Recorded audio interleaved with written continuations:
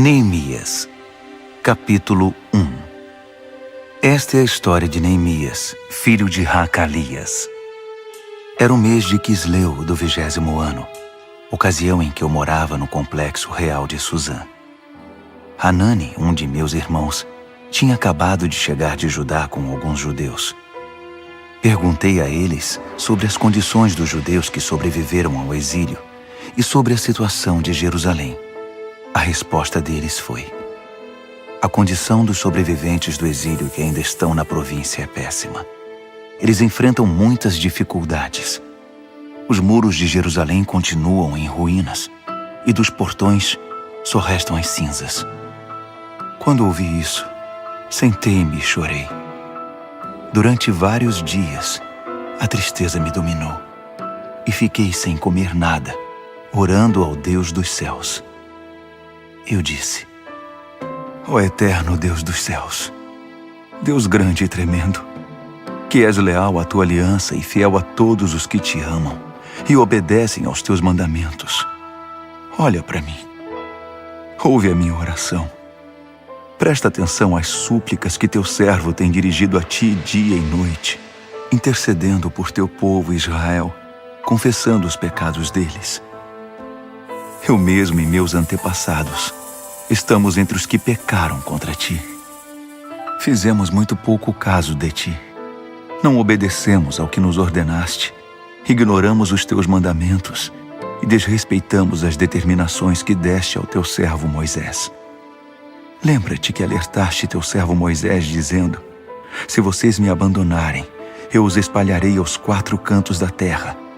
Mas se voltarem para mim e fizerem o que eu disser, reunirei todos os que estiverem dispersos, onde quer que estejam, e os trarei de volta ao lugar em que estabeleci meu nome. Eles são teus servos, o povo que libertaste de maneira poderosa e impressionante. Ó Senhor, ouve a oração do teu servo e de todos os que honram o teu nome. Permite que o rei concorde com o pedido que farei hoje. Na época, eu era encarregado de servir a bebida do rei. Neemias, capítulo 2. No mês de Nisã, no 20º ano do rei Artaxerxes, na hora de servir o vinho, fui levar a bebida ao rei como de costume. Eu nunca tinha ficado constrangido na presença do rei. Por isso ele me perguntou: você parece abatido? Não está doente ou deprimido, está? A pergunta me deixou ainda mais perturbado. Respondi: viva o rei! Como eu não estaria abatido se a cidade na qual todos os meus familiares estão sepultados está em ruínas e só restam cinzas dos seus portões? O rei perguntou: o que você deseja? Orando ao Deus dos céus, fiz o meu pedido. Se o rei está contente comigo e acha que sou um bom funcionário, dá-me permissão para ir ajudar até a cidade na qual meus antepassados estão sepultados, para que eu possa reconstruí-la. O rei, com a rainha sentada ao seu lado, disse: quanto tempo você precisa para realizar esse trabalho e quando estará de volta? Eu disse a data e o rei concordou com a minha ida. Depois eu disse: se o rei concordar, escreva cartas aos governadores do território a oeste do Eufrates, para que me deixem passar até chegar a Judá. Que o rei dê também ordens a Asaf, o encarregado dos bosques do rei, para me fornecer madeira para as vigas do complexo do templo, para os muros da cidade e para a casa em que vou me alojar. A mão generosa de Deus estava comigo, e o rei me concedeu as cartas. Quando me encontrei com os governadores do outro lado do rio Eufrates, mostrei a eles as cartas do rei. O rei providenciou até mesmo uma escolta de cavaleiros. Quando Sambalate, o Horonita, e Tobias, o oficial amonita, souberam disso, ficaram furiosos. Eles não se conformavam em ver alguém defender os interesses do povo de Israel. Foi assim que cheguei a Jerusalém. Depois de 3 dias, eu e alguns homens que estavam comigo nos levantamos no meio da noite. Eu não tinha contado a ninguém o que Deus havia posto no meu coração a respeito de Jerusalém. O único animal que tínhamos era aquele em que eu estava montado. Na escuridão da noite, passei pela porta do vale na direção da fonte do dragão até a porta do esterco, inspecionando os muros de Jerusalém que haviam sido derrubados e os portões que haviam sido queimados. Depois passei pela porta da fonte e subi em direção ao tanque do rei. Mas não havia como o jumento em que eu estava montado passar. Então subi pelo vale naquela escuridão, inspecionei o muro e voltei pela porta do vale. As autoridades locais não sabiam onde eu havia ido e o que estava fazendo. Eu não tinha dito aos judeus, aos sacerdotes, aos nobres, às autoridades locais, nem a qualquer outra pessoa que estaria trabalhando. Então apresentei a eles um relatório. Vamos ser francos. A situação está muito ruim. Jerusalém está em ruínas. Os portões estão todos queimados. Venham comigo. Vamos construir os muros de Jerusalém para que essa situação lamentável tenha um fim. Também contei a eles que Deus estava comigo e que o rei estava me apoiando. Eles responderam: estamos com você. Vamos começar. Logo estavam prontos para começar a obra. Quando Sambalate, o horonita, Tobias, o oficial amonita, e Gesem, o árabe, souberam disso, começaram a caçoar de nós.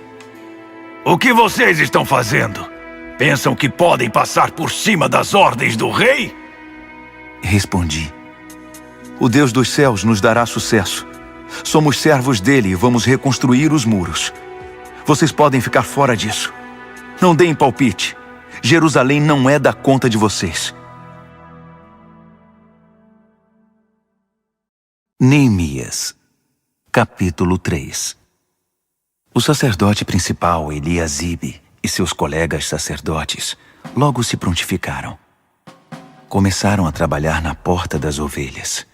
Restauraram as portas e fixaram-nas nos batentes. Depois seguiram até a torre dos 100 e a torre de Hananeel. Os homens de Jericó trabalhavam com eles. Ao lado deles, Zacur, filho de Inri. A porta do peixe foi construída pelos irmãos Hassenaá. Eles a restauraram, a encaixaram nos batentes e instalaram as trancas e as travas de segurança. Meremote, filho de Urias, filho de Racós, trabalhou do lado dele. Ao seu lado, Mesulão, filho de Berequias, filho de Mesesabel. Depois, Zadok, filho de Baaná. Ao lado dele, os tecoitas, exceto os nobres que se recusavam a sujar as mãos. A porta de Gesana foi restaurada por Joiada, filho de Pazéia, e por Mesulão, filho de Besodias. Eles a restauraram, a encaixaram nos batentes e instalaram as trancas e as travas de segurança. O gibeonita Melatias, o meronotita Jadom e os homens de Gibeon e de Mispá, lugares que estavam sob a jurisdição do governador da província além do Eufrates, trabalharam com eles. Uziel, filho de Haraías, um dos ferreiros, trabalhou do lado deles, e ao seu lado Hananias, um perfumista. Eles reconstruíram os muros de Jerusalém até o muro largo. O trecho seguinte foi construído por Refaías, filho de Hur, governador da metade de Jerusalém. Ao lado dele, Gedaías, filho de Harumaf, reconstruiu a frente de sua casa. Atus, filho de Rasabnéias, trabalhou do lado dele. Malquias, filho de Harim, e Hassub, filho de Paate-Moabe, reconstruíram outro trecho, que incluía a Torre dos Fornos. Ao lado deles, Salum, filho de Haloés, governador da outra metade de Jerusalém, trabalhou com suas filhas. A porta do vale foi reconstruída por Hanum e pelos moradores de Zanoa. Eles a restauraram, a puseram nos batentes e instalaram as trancas e as travas de segurança. Reconstruíram também 450 metros do muro até a porta do esterco. A porta do esterco foi reconstruída por Malquias, filho de Recabe, governador do distrito de Bet-Haquerem. Ele a restaurou, a pôs nos batentes e instalou as trancas e as travas de segurança. A porta da fonte foi reconstruída por Salum, filho de Col-Rosé, governador do distrito de Mispá. Ele a restaurou, a cobriu, a pôs nos batentes e instalou as trancas e as travas de segurança. Também reconstruiu o muro do tanque de Siloé, que fica no jardim do rei, até os degraus que descem da cidade de Davi. Depois dele, Neemias, filho de Asbuque, governador da metade do distrito de Bet-Zur, trabalhou desde o trecho diante do túmulo de Davi até o tanque artificial e a casa dos soldados. Em seguida estavam os levitas sob o comando de Reum, filho de Bani.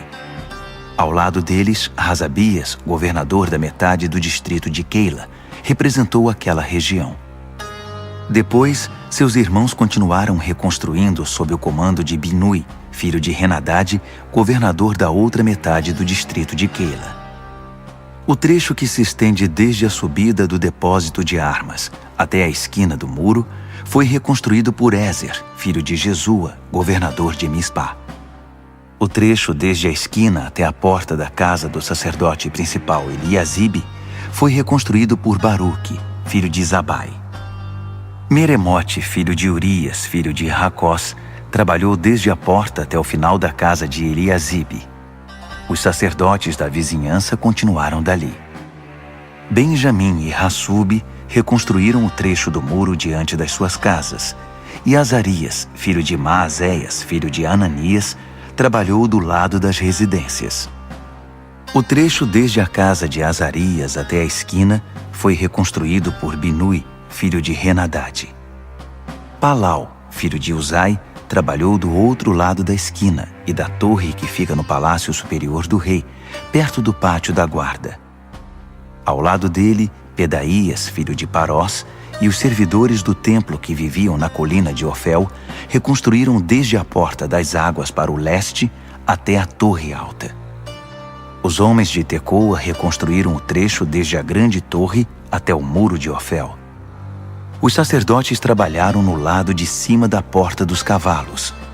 Cada sacerdote reconstruiu o trecho em frente da sua casa. Depois, Zadok, filho de Imer, reconstruiu em frente da sua casa, e em seguida, Semaías, filho de Secanias, o guarda da porta oriental. Depois, Hananias, filho de Selemias, e Hanum, o sexto filho de Zalaf. Em seguida, Mesulão, filho de Berequias, reconstruiu o muro diante do seu galpão. O ferreiro Malquias reconstruiu o muro até o alojamento dos servidores do templo e dos comerciantes, desde a altura da porta da inspeção até a guarita da esquina. Os ferreiros e os comerciantes reconstruíram o trecho que fica entre a guarita da esquina e a porta das ovelhas.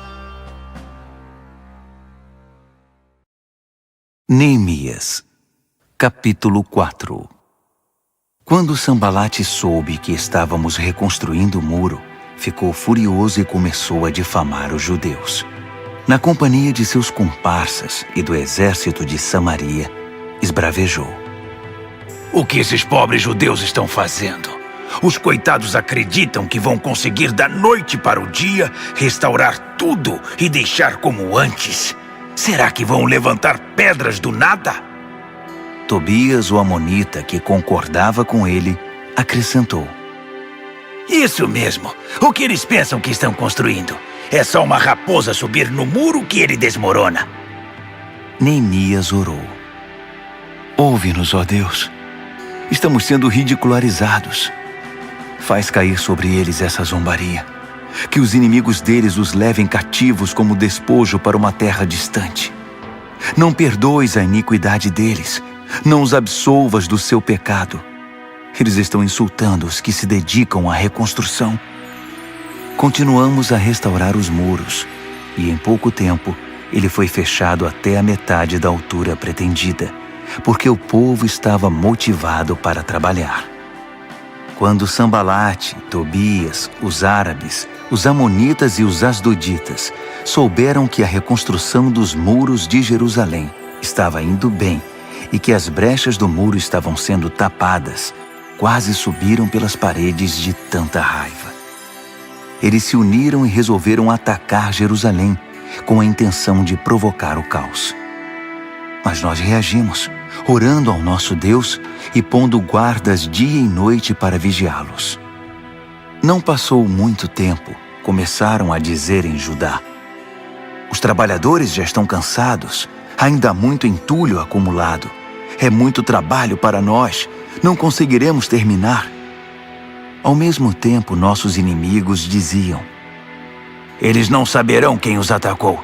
Quando menos esperarem, estaremos no pescoço deles e vamos matar qualquer um que encontrarmos pela frente. Com isso, a obra será interrompida. Os judeus que eram vizinhos deles alertavam: eles estão rodeando. Daqui a pouco vão atacar. Ouvimos o aviso 10 vezes. Por isso posicionei guardas nos lugares mais vulneráveis do muro e organizei o povo por famílias, equipando-os com espadas, lanças e arcos. Depois de inspecionar tudo, chamei os nobres, os oficiais e os demais e disse: não fiquem com medo deles. Atentem para o Senhor, o Deus grande e temível, e lutem por amor de seus irmãos, seus filhos, suas filhas, suas mulheres e suas casas.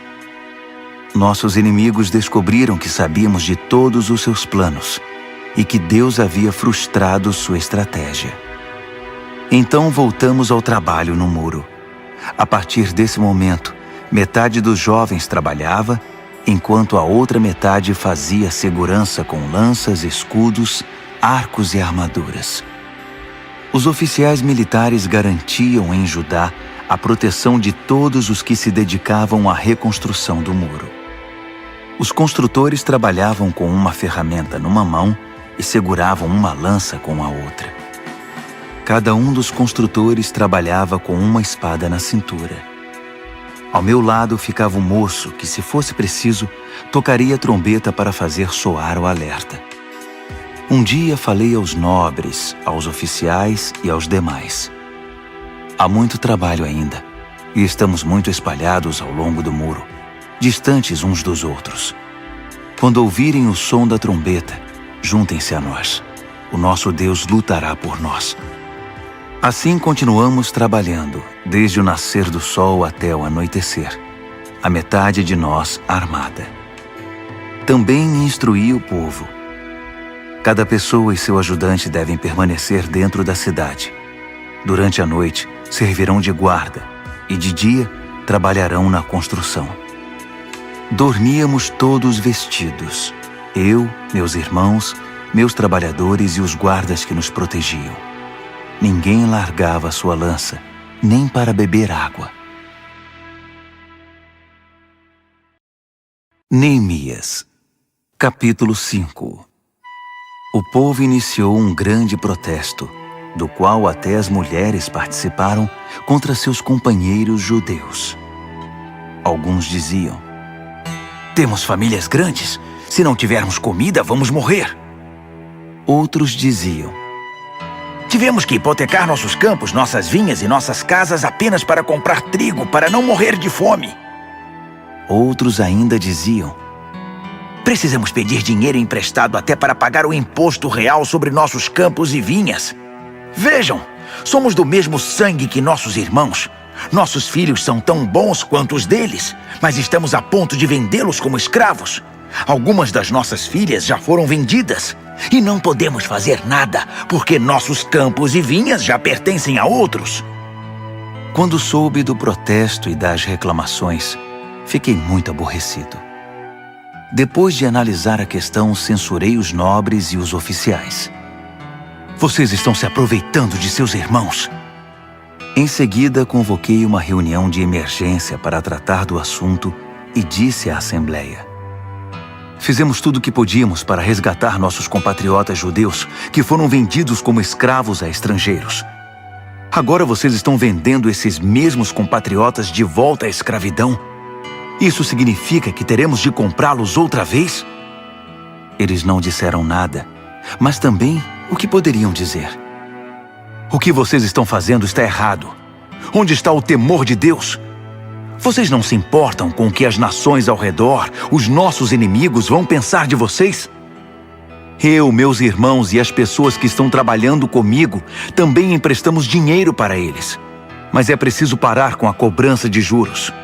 Devolvam a eles os campos, as vinhas, os olivais e as casas. Perdoem todas as dívidas e não cobrem o trigo, o vinho nem o azeite. Eles responderam: está bem, vamos devolver. Não faremos mais exigências. Faremos tudo o que você nos disser. Logo depois reuni os sacerdotes e obriguei os nobres e os oficiais a cumprir a palavra dada. Eu mesmo tirei tudo o que tinha no bolso, sacudi na frente deles e disse: que Deus esvazie o bolso e a casa daquele que não cumprir a promessa, que seja sacudido e esvaziado. Todos concordaram e disseram: vamos fazer assim. E louvaram a Deus. O povo cumpriu mesmo a sua palavra. Desde que o rei Artaxerxes me nomeou governador da terra de Judá, do 20º ano ao 32º ano do reinado de Artaxerxes, nem eu nem meus irmãos nos beneficiamos da comida destinada ao governador. Os governadores antes de mim oprimiam o povo, exigindo comida e vinho, além de 480 gramas de prata. Até seus auxiliares se aproveitavam do povo. Mas por temor a Deus eu não fiz isso. Eu tinha um trabalho a fazer, construir o muro, e me dediquei a ele. Todos os meus homens estavam envolvidos no trabalho. Não tínhamos tempo para nos preocupar em adquirir propriedades. Além disso, dei de comer do meu próprio bolso a 150 judeus e oficiais provenientes de nações vizinhas. Um boi, 6 ovelhas e vários frangos eram preparados todos os dias. E a cada 10 dias, eu fornecia grande quantidade de vinho. Mesmo assim, nunca me faltou nada. Lembra-te de mim, ó Deus, de tudo que fiz por esse povo. Neemias, capítulo 6. Quando Sambalate, Tobias, Gesem o árabe e nossos demais inimigos souberam que havíamos reconstruído o muro e que não havia mais brechas nele, apesar de ainda não termos posto os portões, Sambalate e Gesem mandaram dizer: venha se encontrar conosco em Quefirim, no vale de Ono. Eu sabia que eles pretendiam me causar algum mal. Por isso mandei dizer: estou ocupado com um trabalho importante e não posso ir agora. Por que interromperia o que estou fazendo só para me encontrar com vocês? Eles fizeram o convite 4 vezes, e 4 vezes mandei a mesma resposta. Então, pela 5ª vez, pelo mesmo mensageiro, Sambalate mandou uma carta selada com a seguinte mensagem: estão dizendo entre as nações, e Gesem confirma isso, que você e os judeus estão planejando uma revolta e que essa é a razão de estarem reconstruindo os muros.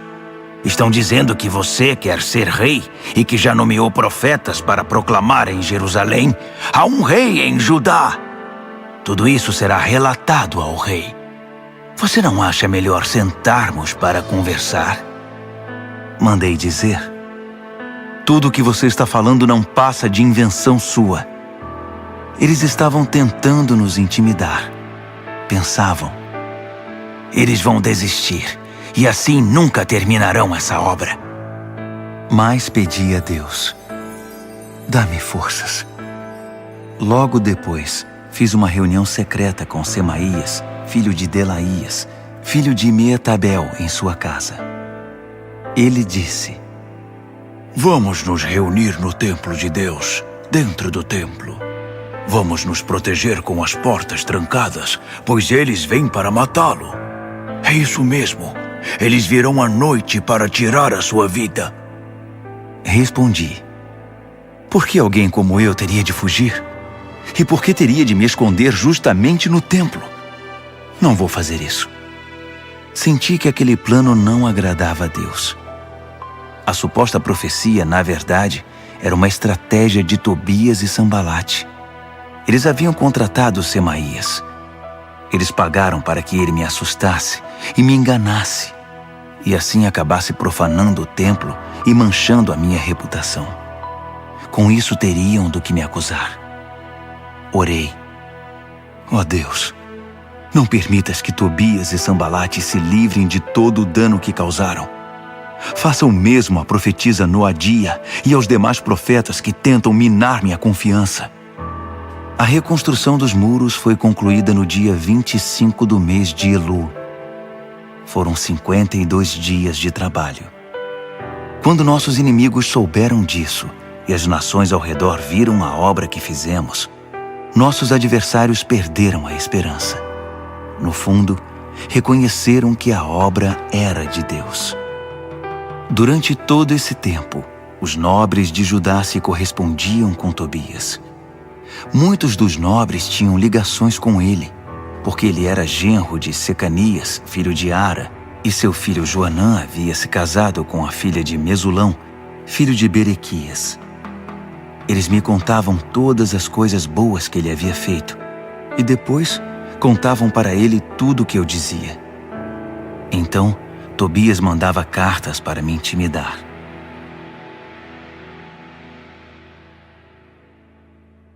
Neemias, capítulo 7. Depois que os muros foram reconstruídos, os portões assentados e os guardas, os cantores e os levitas designados, nomeei meu irmão Hanani e com ele Ananias, comandante da fortaleza, para administrar Jerusalém. Ananias era honesto e temia a Deus mais que qualquer outra pessoa. Dei a seguinte ordem: não abram os portões de Jerusalém antes do nascer do sol, e tranquem os portões com as barras de segurança antes de os guardas se retirarem. Escolham guardas entre os cidadãos de Jerusalém e encarregue-nos da segurança no trecho que fica diante da casa deles. A cidade era grande e espaçosa, mas a população era ainda pouco numerosa e muitas casas continuavam em ruínas. Deus pôs em meu coração reunir os nobres, os oficiais e toda a população para que todos fossem registrados. Encontrei os registros genealógicos dos que retornaram do exílio com o primeiro grupo. Estes são os nomes que constavam deles. Estes são os habitantes da província que retornaram do cativeiro, os quais Nabucodonosor, rei da Babilônia, tinha levado cativos. Eles voltaram para Jerusalém e Judá, cada um para sua cidade de origem. Voltaram com Zorobabel, Jesua, Neemias, Azarias, Raamias, Naamani, Mardoqueu, Bilzã, Misperete, Bigvai, Neum e Baaná. O número dos homens do povo de Israel por famílias de origem: Parós, 2.172. Cefatias, 372. Ara, 652. Paate-Moabe, descendentes de Jesua e Joabe, 2.818. Elão, 1.254. Zatu, 845. Zacai, 760. Binui, 648. Bebai, 628. Asgade, 2.322. Adonicão, 667. Bigvai, 2.067. Adim, 655. Ater, descendentes de Ezequias, 98. Rassum, 328. Bezai, 324. Harife, 112. Gibeon, 95.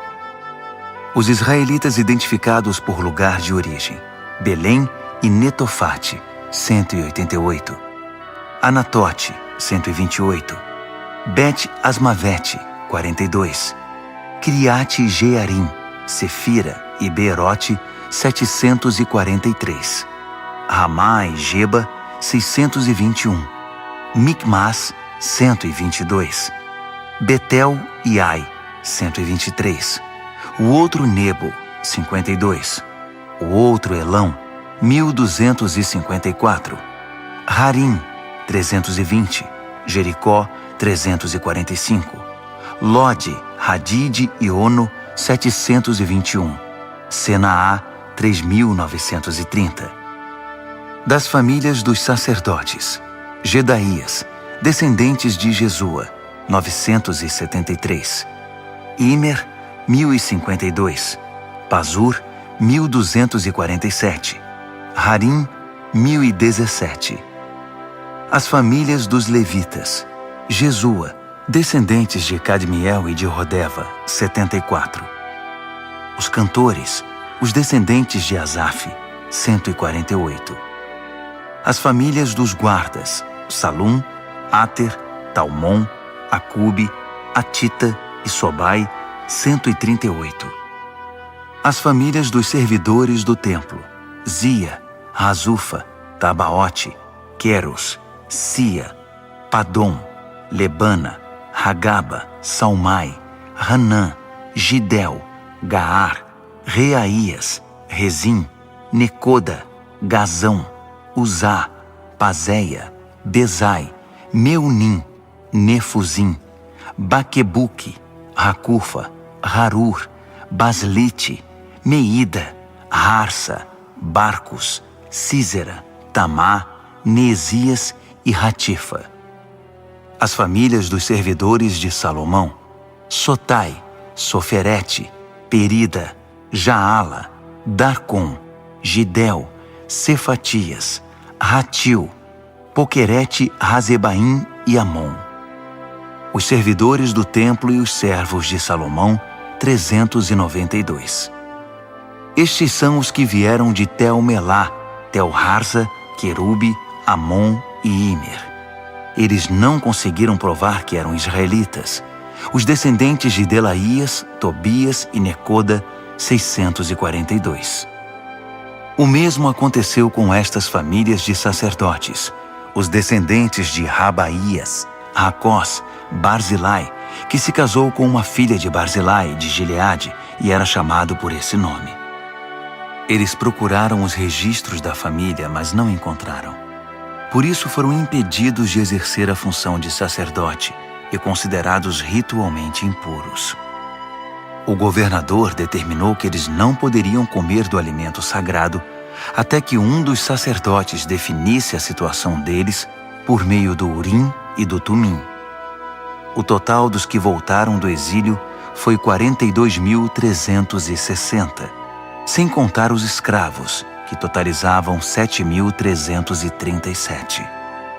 Também havia 245 cantores e cantoras, que possuíam 736 cavalos, 245 mulas, 435 camelos e 6.720 jumentos. Alguns dos chefes das famílias entregaram ofertas voluntárias para a obra. O governador deu ao tesouro 8 quilos de ouro, 50 bacias e 530 vestimentas para os sacerdotes. Alguns dos chefes das famílias deram para o tesouro uma oferta de 160 quilos de ouro e 1.320 quilos de prata para a obra. O restante do povo contribuiu com 160 quilos de ouro, 1.200 quilos de prata e 67 vestimentas para os sacerdotes. Os sacerdotes, os levitas, os guardas, os cantores, os servidores do templo, com alguns outros e com o restante do povo de Israel, encontraram lugar para morar em suas cidades de origem.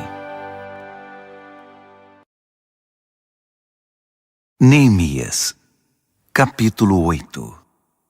Por volta do 7º mês, quando todos os israelitas haviam se instalado em suas cidades, o povo se reuniu na praça em frente da Porta das Águas e pediu que o escriba Esdras trouxesse o livro da revelação de Moisés que o Eterno tinha dado a Israel. Então o sacerdote Esdras trouxe o livro para a congregação, formada por homens e mulheres, todos capazes de entender seu conteúdo. Isso aconteceu no 1º dia do 7º mês. Ele leu a revelação de frente para a praça que ficava diante da Porta das Águas, desde cedo até o meio-dia, na presença de homens e mulheres e de todos os que conseguiam entender a leitura. Todos ouviam atentamente o que dizia o livro da revelação.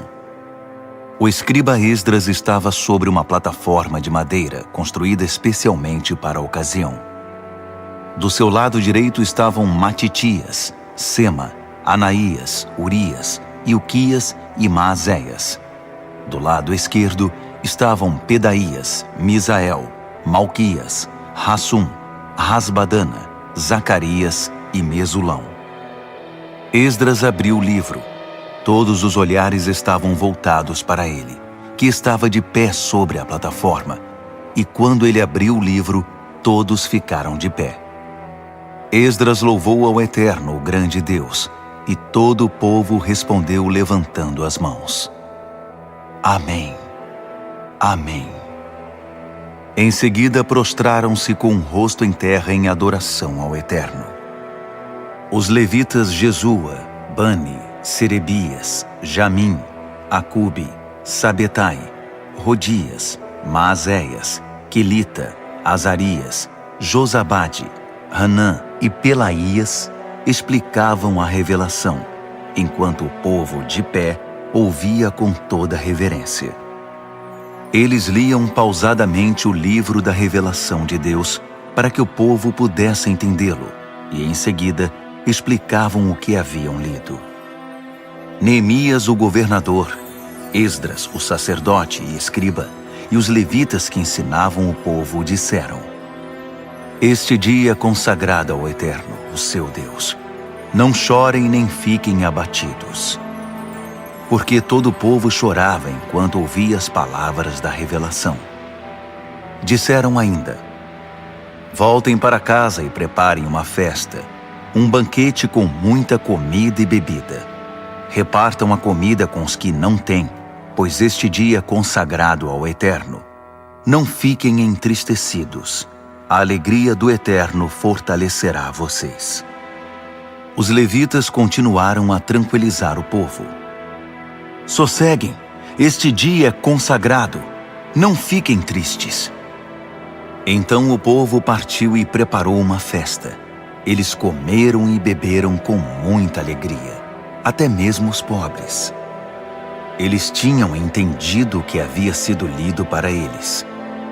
No segundo dia do mês, os chefes das famílias de todo o povo, os sacerdotes, os levitas, reuniram-se em torno do escriba Esdras para estudar mais profundamente as palavras da revelação.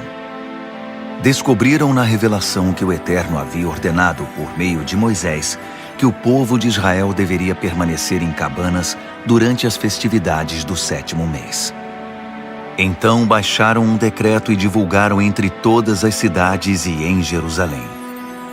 Subam as colinas e tragam ramos de oliveiras, pinheiros, murtas, palmeiras e qualquer árvore de galhos cheios de folhas, para fazer cabanas, como está escrito. O povo saiu, trouxe os ramos e fez cabanas sobre o telhado e no quintal das casas, no pátio do templo de Deus, na praça da Porta das Águas e na praça da Porta de Efraim. Toda a congregação que havia retornado do exílio fez cabanas e permaneceu nelas. O povo de Israel não fazia isso desde o tempo de Josué, filho de Num. Foi um dia maravilhoso. A alegria era geral. Todos os dias, desde o primeiro até o último, Esdras lia o livro da revelação de Deus. Celebraram a festa durante 7 dias. No 8º, reuniram solenemente a assembleia, conforme o decreto. Neemias, capítulo 9. No dia 24 do mês, o povo de Israel reuniu-se para um jejum, todos vestidos com pano de saco e com terra no rosto, como sinal de arrependimento. Os israelitas romperam todo o relacionamento com os estrangeiros. De pé, confessaram seus pecados e os erros de seus antepassados. Enquanto estavam de pé, leram o livro da revelação do Eterno, seu Deus, durante 3 horas. Depois, durante outras 3 horas, fizeram confissões e adoraram a Deus. Um grupo de levitas, formado por Jesua, Bani, Cadmiel, Sebanias, Buni, Serebias, Bani, E Kenani pôs-se de pé na plataforma e orou em voz alta ao Eterno, seu Deus. Os levitas Jesua, Cadmiel, Bani, Hasabneias, Serebias, Odias, Sebanias e Petaías convidaram o povo. Levantem-se, louvem ao Eterno, seu Deus, para sempre. Bendito seja o teu glorioso nome, superando toda a bênção e todo louvor. Tu és o único, ó Eterno, somente Tu. Fizeste os céus dos céus e todos os seres celestiais, a terra e tudo que nela há, os oceanos e tudo que neles existe. E preservas a vida de todos, os seres celestiais te adoram. Tu és, ó Eterno, Deus que escolheu a Abrão, que o tirou de Ur dos Caldeus e trocou seu nome para Abraão. Achaste nele sinceridade e lealdade, e fizeste uma aliança com ele. Também a promessa de dar a ele a terra dos cananeus, dos hititas, dos amorreus, dos ferezeus, dos jebuseus e dos girgazeus, de entregá-la aos seus descendentes. E cumpriste a tua promessa, pois és justo. Tu atentaste para as angústias dos nossos antepassados no Egito. Ouviste o clamor deles diante do Mar Vermelho. Surpreendeste o faraó, seus oficiais e todo o povo daquela terra com milagres e maravilhas. Sabias da arrogante provocação dos egípcios contra o teu povo e engrandeceste o teu nome, que continua assim até hoje. Abriste o mar diante deles, e eles o atravessaram sem molhar os pés. Destruíste os perseguidores que morreram no fundo do mar. Eles afundaram como uma pedra jogada no mar turbulento. Durante o dia, tu os guiaste com uma coluna de nuvem e durante a noite, com uma coluna de fogo, para mostrar o caminho que deveriam seguir. Desceste sobre o monte Sinai. Dos céus, falaste com eles. Deste a eles instruções sobre como viver, ensinamentos verdadeiros, regras e mandamentos justos. Ensinaste o teu povo a guardar os teus sábados santos. Por meio do teu servo Moisés, deste a eles mandamentos, regras e instruções. Mandaste pão do céu quando eles estavam com fome. Fizeste sair água das rochas para saciar a sede deles. E os mandaste entrar e possuir a terra que tinhas prometido a eles. Mas nossos antepassados foram arrogantes. Por teimosia, não obedeceram aos teus mandamentos. Fizeram-se de surdos, recusaram-se a lembrar os milagres que fizeste diante deles. Tornaram-se obstinados e cismaram em voltar para a escravidão do Egito. Mas tu, sendo Deus perdoador, misericordioso e compassivo, de paciência inacreditável e cheio de amor, não os desamparaste. Mesmo depois de esculpirem um bezerro e de terem dito: "Este é o Deus de vocês que os tirou do Egito", e de terem feito coisas piores, tu, por tua grande compaixão, não os abandonaste à própria sorte no deserto. A coluna de nuvem não os deixou. Diariamente, ela continuava mostrando o caminho. A coluna de fogo, também à noite, indicava o caminho. Tu concedeste o teu espírito para ensiná-los a viver com sensatez. Nunca deixaste de enviar o maná e deste a eles água em abundância. Sustentaste o povo 40 anos no deserto, e eles tinham tudo de que precisavam. Suas vestes não envelheceram, e seus pés nunca ficaram inchados. Entregaste a eles reinos e povos. Repartiste os territórios deles com o teu povo. Eles conquistaram a terra de Seom, rei de Esbom, e a terra de Og, rei de Bazã. Fizeste que se multiplicassem como as estrelas do céu, e os fizeste entrar e possuir a terra, pois havias prometido aos seus antepassados que eles iriam conquistá-la. Eles entraram na terra, tomaram posse dela e fizeram morada ali. Os cananeus que viviam ali renderam-se diante deles. Tu entregaste ao teu povo a terra, os reis e o povo deles. Podiam fazer o que quisessem com eles. Eles conquistaram fortalezas e lavouras produtivas, Possuíram casas cheias de bens, cisternas, vinhas, olivais, pomares com muitas árvores. Comeram e se fartaram do melhor da terra. Deleitaram-se em tua grande bondade. Mas eles se rebelaram contra ti. Abandonaram as tuas leis e mataram os teus profetas. Os profetas que tentavam conduzi-los de volta para ti. E fizeram coisas ainda piores. Tu os entregaste aos inimigos que os maltrataram. Mesmo assim, no meio da aflição, eles clamaram a ti. E tu os ouviste dos céus. Por conta da tua imensa compaixão, enviaste libertadores que os salvaram da crueldade dos inimigos. Mas assim que as coisas melhoravam, voltavam a cometer pecados piores. Então entregaste aquele povo à própria sorte, aos inimigos que os dominavam. Outra vez eles clamaram, e por tua grande compaixão, tu os ouviste e os livraste. Isso se repetiu várias vezes. Tu os aconselhaste a voltar para a tua revelação, mas eles reagiram com arrogância. Desprezaram teus mandamentos, rejeitaram tuas ordenanças, as palavras que dão vida ao ser humano. Simplesmente viraram as costas, foram intransigentes e não quiseram ouvir. Por muitos anos foste compreensivo com eles e os advertiste por teu espírito, por meio dos teus profetas. Quando se recusavam a ouvir, tu os entregavas aos estrangeiros. Mesmo assim, por causa da tua grande compaixão, não os aniquilaste. Não os abandonaste para sempre. Pois tu és um Deus de misericórdia e de compaixão. Agora, nosso Deus, nosso grande Deus majestoso e temível, fiel à aliança e compassivo, não desprezes tudo que nós, os nossos reis, nossos príncipes, nossos sacerdotes e profetas sofreram, os nossos antepassados e todo o teu povo, desde o tempo dos reis da Assíria até hoje.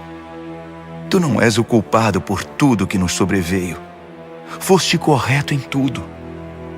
Nós é que erramos.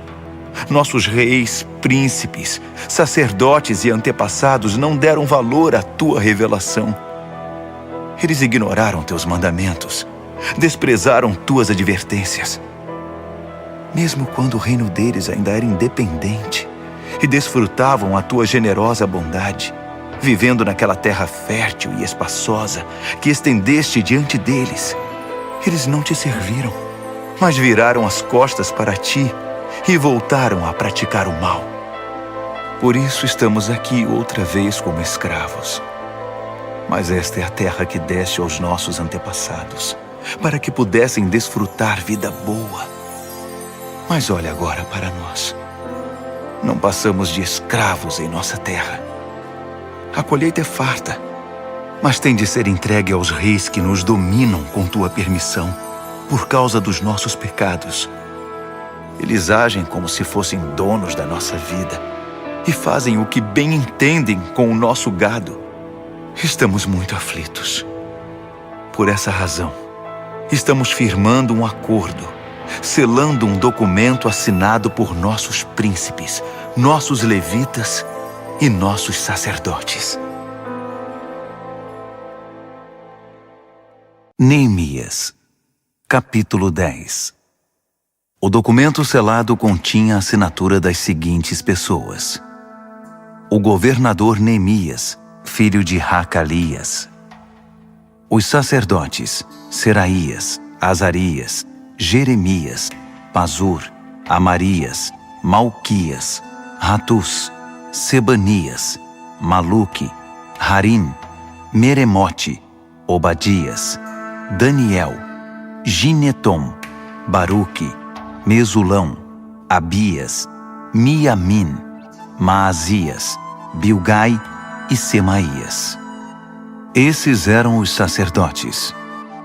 Os levitas: Jesua, filho de Azanias; Binui, dos descendentes de Henadade; Cadmiel e seus familiares; Sebanias, Rodias, Quelita, Pelaías, Hanã, Mica, Reobe, Razabias, Zacur, Serebias, Sebanias, Rodias, Bani e Benino. Os líderes do povo: Parós, Paate-Moabe, Elão, Zatu, Bani, Buni, Asgade, Bebai, Adonias, Bigvai, Adim, Ater, Ezequias, Azur, Rodias, Rassum, Bezai, Harife, Anatote, Nebai, Magpias, Mesulão, Rezir, Mesesabel, Zadoque, Jadua, Pelatias, Hanã, Anaías, Oséias, Hananias, Hassubi, Haloes, Pílea, Sobeque, Reum, Razabna, Maazéias, Aías, Hanã, Anã, Maluque, Harim e Baaná. O restante do povo, os sacerdotes, os levitas, os guardas, os cantores, os servidores do templo e todos os que cortaram laços com os vizinhos estrangeiros para obedecer à revelação de Deus, com suas mulheres, seus filhos e suas filhas, todos os que eram mentalmente capazes, juntaram-se aos seus parentes e aos nobres para fazer o juramento de seguir a revelação de Deus, transmitida por meio de Moisés, servo de Deus, de obedecer e praticar todos os mandamentos do Eterno, nosso Deus, e todos os seus decretos e regras. Assim, não daremos nossas filhas em casamento aos nossos vizinhos estrangeiros, nem deixaremos nossos filhos tomarem as filhas deles. Quando os povos vizinhos trouxerem suas mercadorias e seus cereais no sábado, não faremos negócios com eles, nem no sábado, nem em qualquer outro dia santificado. De 7 em 7 anos, deixaremos a terra descansar e cancelaremos todas as dívidas. Comprometemo-nos a pagar o tributo anual de 4 gramas para as despesas do templo do nosso Deus, com os pães da mesa, as ofertas de cereais, as ofertas queimadas, as ofertas dos sábados, da lua nova e das festas fixas, as ofertas sagradas, as ofertas de perdão para expiação a favor de Israel, a manutenção do templo do nosso Deus.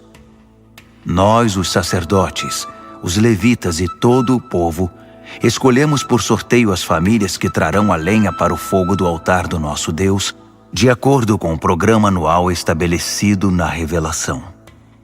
Comprometemo-nos a entregar anualmente ao templo do Eterno os primeiros frutos da nossa lavoura e dos nossos pomares, o primeiro filho e o primeiro animal, e a primeira cria do nosso gado e das nossas ovelhas, aos sacerdotes que servem no templo do nosso Deus, como prescreve a revelação.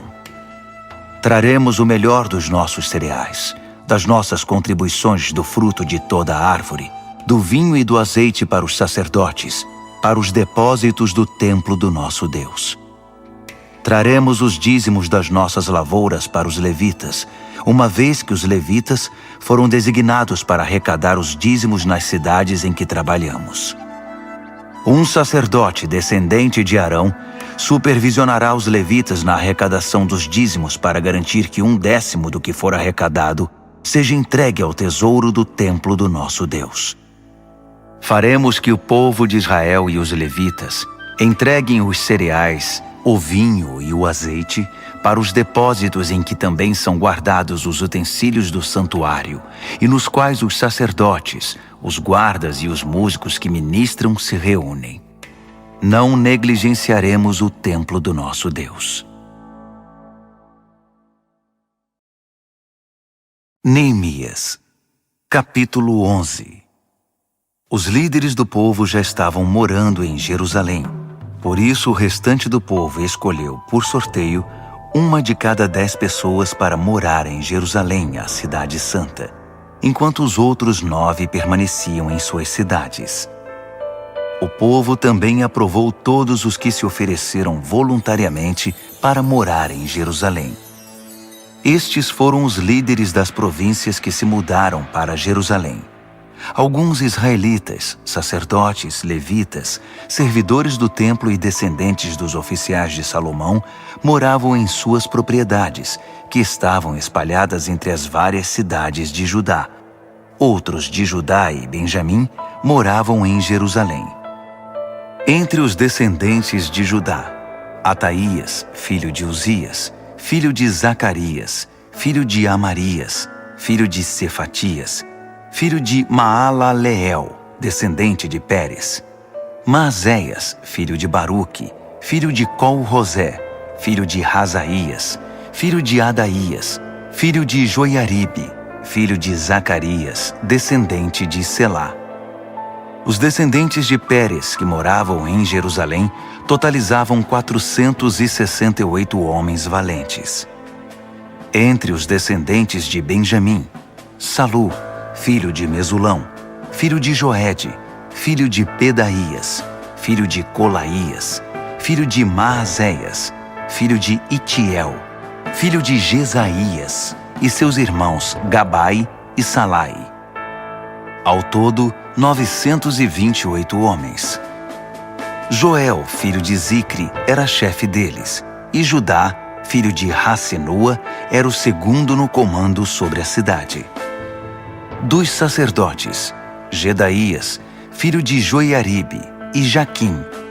Seraías, filho de Ilquias, filho de Mesulão, filho de Zadoque, filho de Meraiote, filho de Aitube, que era o administrador do templo de Deus, e seus companheiros que faziam o trabalho do templo.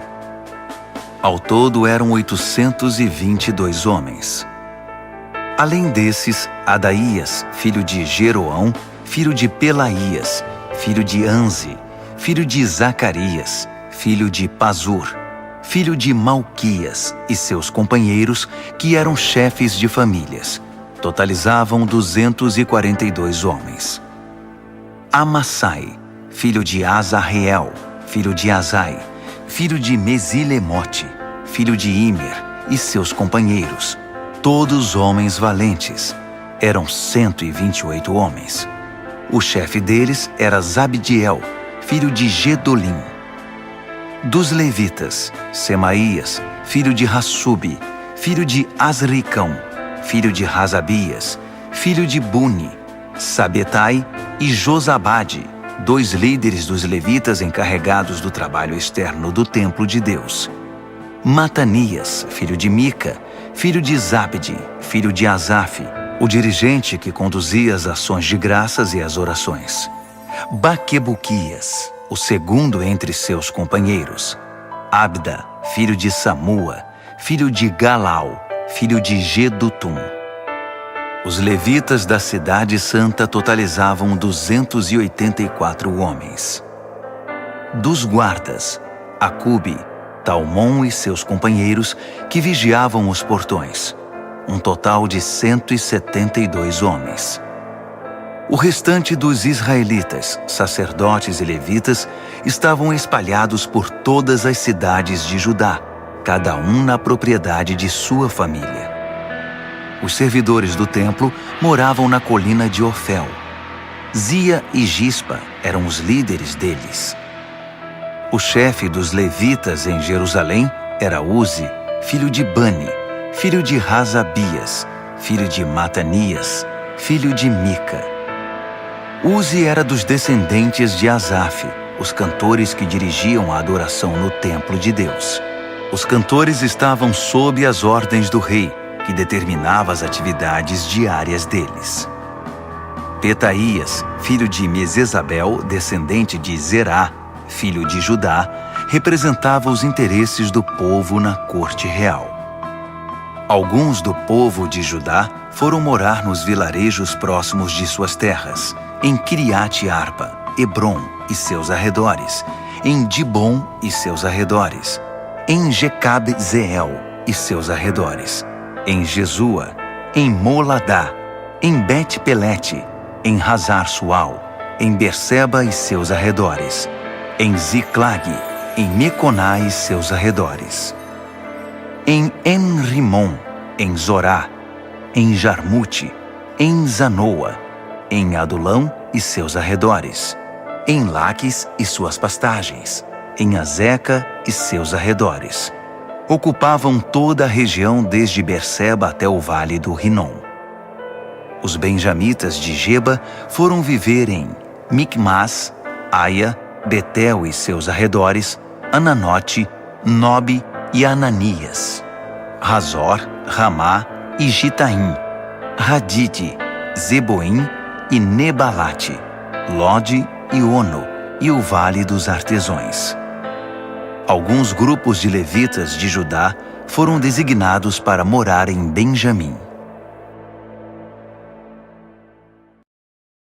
Neemias, capítulo 12.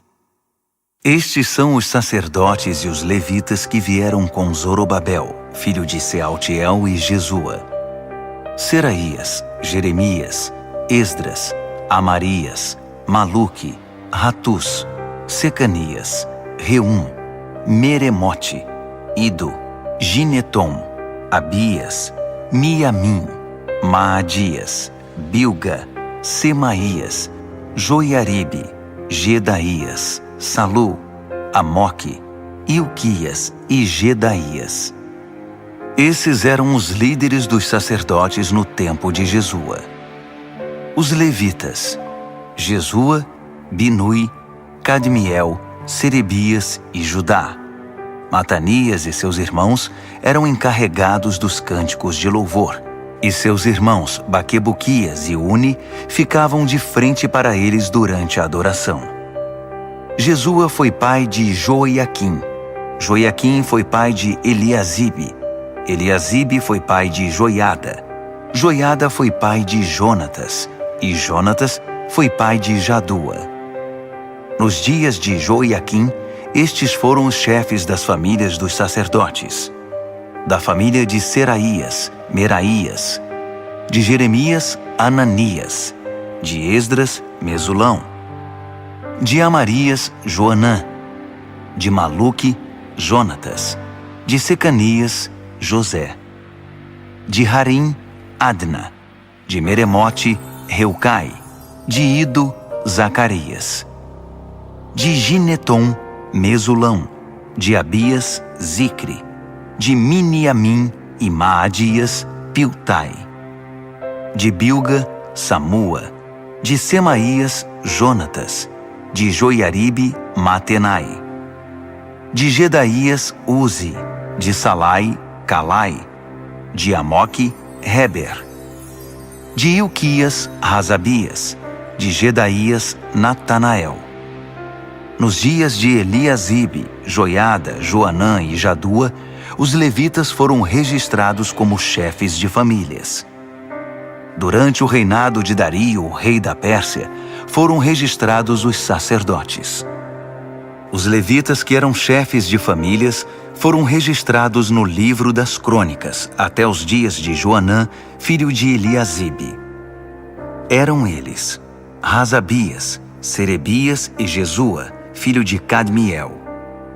Seus irmãos ficavam de frente para eles durante o louvor e as ações de graças, para fazer o contracanto, conforme Davi, o homem de Deus, havia instruído.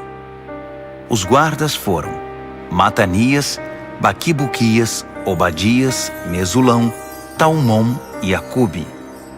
Eles vigiavam os depósitos que ficavam ao lado dos portões.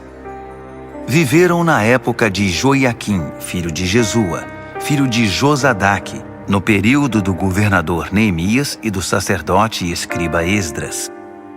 Para a dedicação dos muros foram convocados levitas de toda parte para estar em Jerusalém e preparar uma grande celebração, com hinos de ações de graças e cânticos ao som de símbolos, harpas e liras.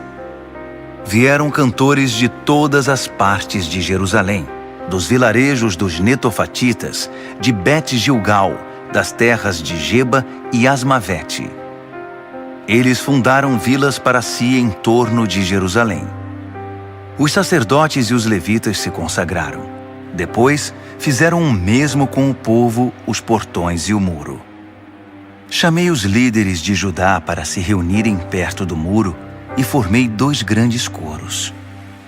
Um deles seguiu para a direita, na direção da porta do esterco, acompanhado por Rosaías e metade dos líderes de Judá, entre eles Azarias, Esdras, Mesulão, Judá, Benjamim, Semaías e Jeremias. Alguns dos jovens sacerdotes portavam trombetas. Depois, tocando os instrumentos musicais de Davi, o homem de Deus, vinham Zacarias, filho de Jonatas, filho de Semaías, filho de Matanias, filho de Micaías, filho de Zacur, filho de Asaf e seus irmãos Semaías, Azarreel, Milalai, Gilalai, Maai, Natanael, Judá e Hanani. O escriba Esdras os liderava. Da porta da fonte, subiram direto pelos degraus da cidade de Davi, pela escada que fica ao longo do muro, acima do palácio de Davi, voltando para a porta da fonte a leste. O outro grupo seguiu para a esquerda. Eu e metade do povo seguimos pelo muro, desde a Torre dos Fornos até a parte larga do muro, acima da porta de Efraim, a porta de Gesana, a porta do Peixe, a torre de Hananeel e a torre dos 100, até a porta das ovelhas. Paramos na porta da guarda. Depois, os 2 coros ocuparam seus lugares no templo de Deus. Acompanhei a metade dos oficiais e os sacerdotes Eliaquim, Maazéias, Miniamim, Micaías, Elioenai, Zacarias e Hananias, que estavam com suas trombetas. Também estavam lá Maazéias, Semaías, Eleazar, Uzi, Joanã, Malquias, Elão e Ézer. Os cantores eram conduzidos por Jezraías.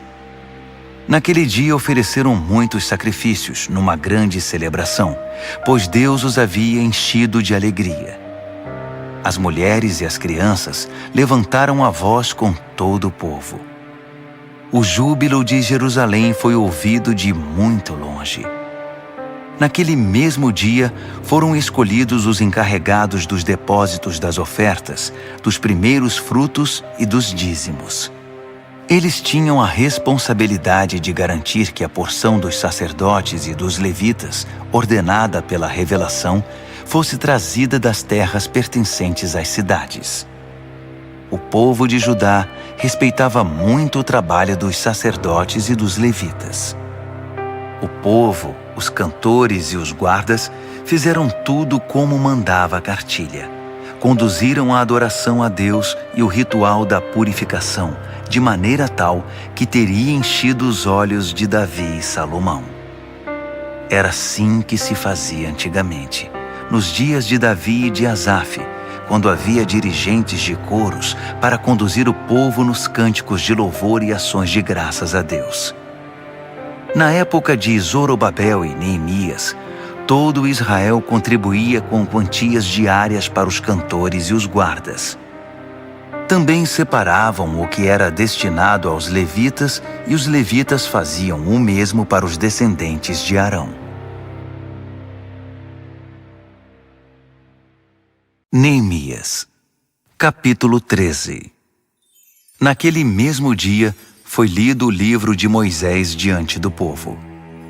Descobriu-se no livro que nenhum amonita ou moabita podia fazer parte da congregação do povo de Deus, porque eles não haviam acolhido o povo de Israel, negando a eles comida e bebida. Em vez de ajudar os israelitas, contrataram Balaão para amaldiçoá-los. Mas Deus transformou a maldição em bênção. Quando ouviram a leitura da revelação, excluíram de Israel todos os estrangeiros. Antes disso, o sacerdote Eliasibe havia sido encarregado dos depósitos do templo de Deus.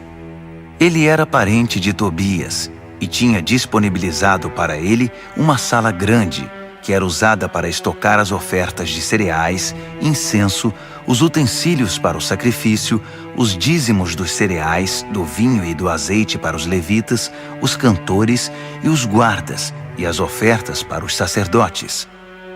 Eu não estava em Jerusalém quando isso aconteceu.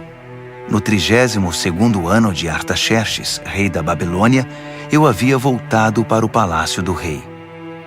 Mais tarde, pedi permissão ao rei para viajar outra vez. Cheguei a Jerusalém e foi quando soube que Eliasibe havia cedido espaço para Tobias nos pátios do templo de Deus. Fiquei realmente furioso.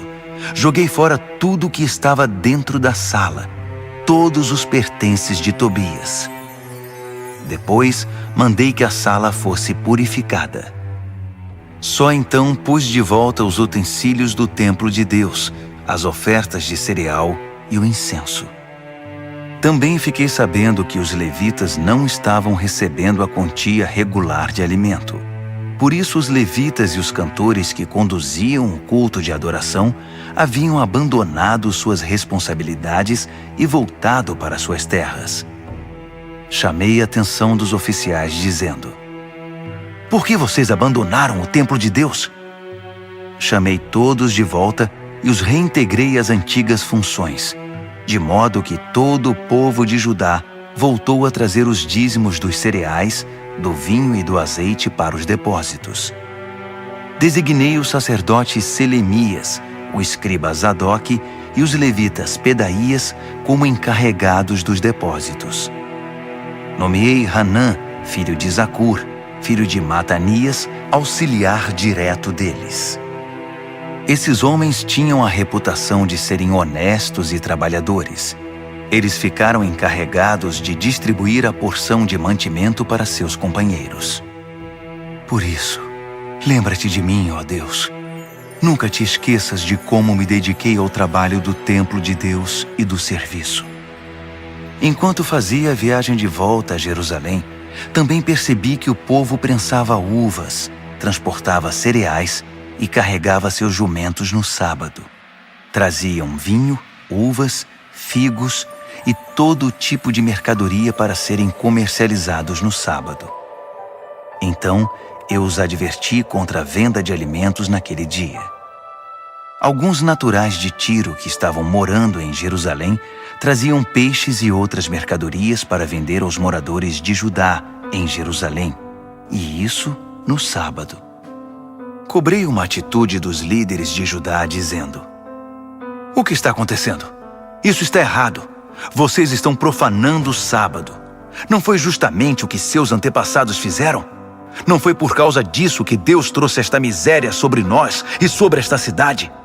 Com a profanação do sábado, vocês estão acrescentando desobediência e fazendo aumentar a ira de Deus contra Jerusalém."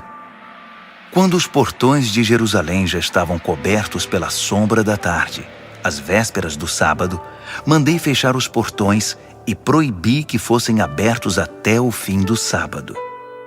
Pus alguns homens de confiança de guarda nos portões, para que não deixassem entrar nada que fosse destinado ao comércio no sábado. Os comerciantes e negociantes de várias mercadorias montaram as barracas fora dos portões 1 ou 2 vezes.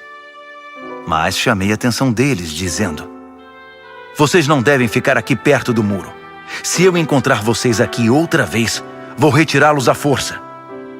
Bastou essa advertência, e eles não voltaram mais no sábado.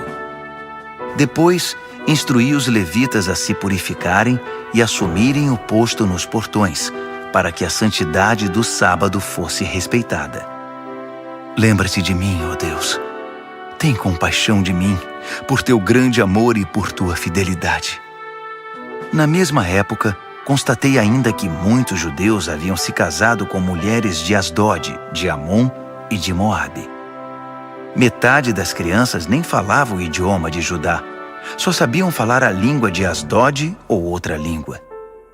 Então chamei a atenção desses homens e os amaldiçoei. Cheguei a bater em alguns deles e a arrancar seus cabelos. Fiz que jurassem em nome de Deus que acatariam a minha ordem. Não deem suas filhas em casamento aos filhos desses povos. Nem deixem as filhas deles se casarem com seus filhos.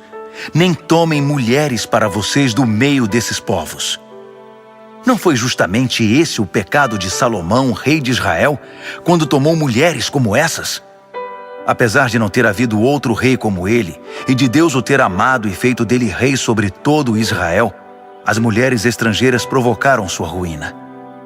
Vocês chamam isto de obediência? Envolver-se em tamanho mal, sendo infiéis a Deus, casando-se com mulheres estrangeiras?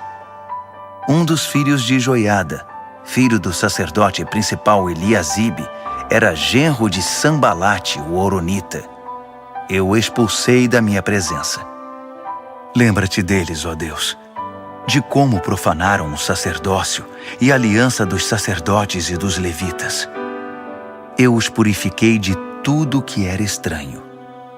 Organizei as ordens de serviço para os sacerdotes e os levitas, de modo que cada um sabia qual era a sua responsabilidade. Providenciei que fosse fornecida a lenha a ser usada no altar para os dias fixos e para a apresentação dos primeiros frutos. Lembra-te de mim, ó Deus, para sempre.